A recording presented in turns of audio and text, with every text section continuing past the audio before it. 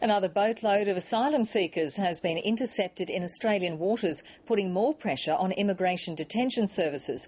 The 61 people on board will be taken straight to the mainland for processing.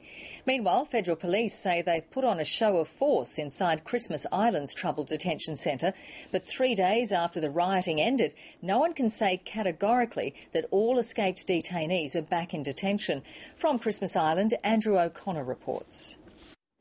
Heavily armed AFP officers moved methodically through the detention centre block by block as authorities tried to shift inmates from damaged sections of the facility into secure areas. The AFP, in collaboration with DIAC and Serco, is currently involved in an operation to process the detainees within the centre and redirect them to their assigned areas. After earlier AFP warnings that up to 20 detainees could still be loose on the island, the Minister for Immigration, Chris Bowen, was under the impression all detainees were now back behind the fence. There's some final checks to be done, final head counts and those sorts of processes, but they are moving towards being confident that that's the case. But not yet, according to the AFP.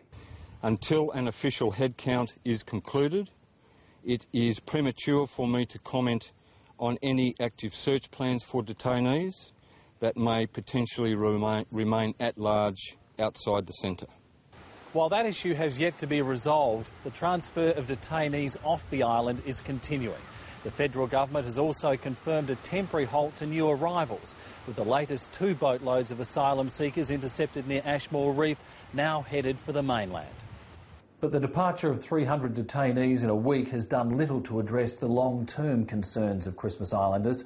Kane wrote to the Immigration Minister months before the riots, warning of the risks of overcrowding, risks he says have now been realised.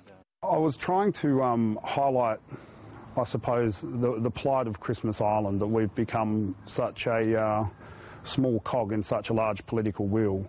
With asylum seekers now being sent to the mainland, he hopes that wheel is turning. Andrew O'Connor, ABC News, Christmas Island.